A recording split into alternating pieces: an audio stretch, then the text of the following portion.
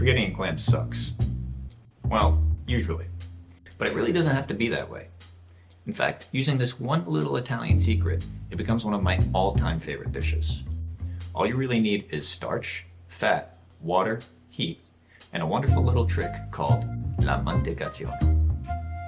Well, to be honest, that's not all you really need. You also need to use fresh and quality ingredients. Don't even think about touching that canned clam juice that most restaurants use, because that stuff will just make our dish a bland, soupy mess. I use about a clove of garlic, which is plenty if you really mince it finely. I'll just give the garlic a light whack here so I can remove the paper. Then I like to cut it in half and take out the root from the center. This is really an optional step though. Once I've done that, I give it a good fat whack, just like our friend Jacques Pepin would.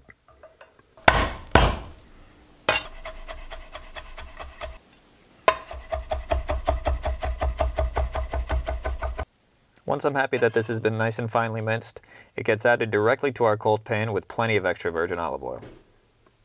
I like to start in a cold pan because I really want to be careful not to burn my garlic.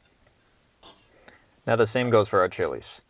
Of course, you could use dried red pepper flakes, but a friend of mine gave me these chilies from her garden, so I might as well use them. They're not too spicy, so I'm using a lot.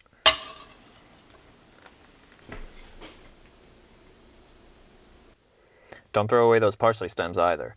Those are going to go right into our pan to extract some extra flavor. Now get that heat going and watch closely, because as soon as our sofrito starts to shimmy and sizzle like this, in go our beautiful Rhode Island little necks. We're using a product that's good enough and fresh enough to provide plenty of ocean flavor without adding any of that canned mystery juice. I'm lucky enough to have gotten these clams, which came out of the water probably no more than 20 miles away from my house. Now for a little wine. Just use something dry and definitely something drinkable. Now give these a cover until they start to pop open. Our water is boiling, which I'll salt lightly. The clams present quite a bit of saltiness to this dish already, so it's really important here not to overdo it. I've learned that the hard way a couple times. Alright, if you haven't reached a point in life where you've upgraded from Barilla pasta, I really encourage you to take a leap of faith. It'll change your life. Molisano is an excellent brand that my Sicilian grandfather would always insist I use when I was living in his basement apartment. I found this at Walmart of all places for like $1.29, and you really cannot argue the difference in quality. Let's check in on our clams now. Once they've opened up like this, it's time to take them off. If you wait too much longer, they can actually get a bit of a gummy texture.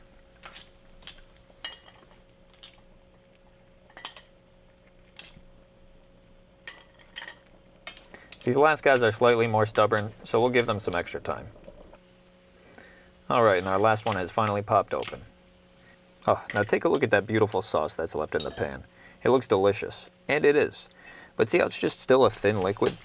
That's because it's really only water and oil in here. If we want to achieve that beautiful creamy texture, we need to incorporate the final component and our last and most important step. So before the pasta is completely done cooking, into our pan it goes, along with some of this liquid gold, our starchy pasta water. This is what we mean when we say mantecazione. We finish the pasta in the sauce to allow some magical things to happen. The pasta not only absorbs the flavor of the sauce, but it will continue to release its starch. That starch is the final ingredient we need to take our sauce from something thin and soupy to a beautiful viscous cremina. Keep on stirring this at a high heat. I also like to toss it like this, or as the Italians would say, saltare. French translation, sauté. Oh, like sauté, like a sauté pan. Huh, look at that. If you forgot to take out your parsley stems like I did, I guess now's as good a time as any to search for them.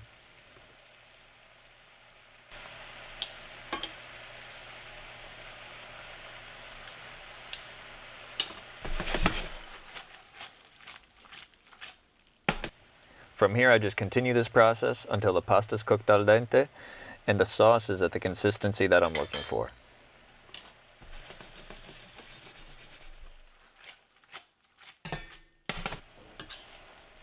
I'm dragging my utensil across the bottom of the pan here to check that thickness again.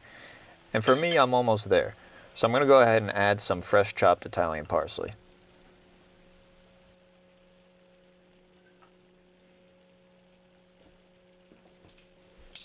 I'll stir all this in to incorporate it nicely, and I'll keep on tossing it as well. You can even hear when it's done. Go ahead and listen.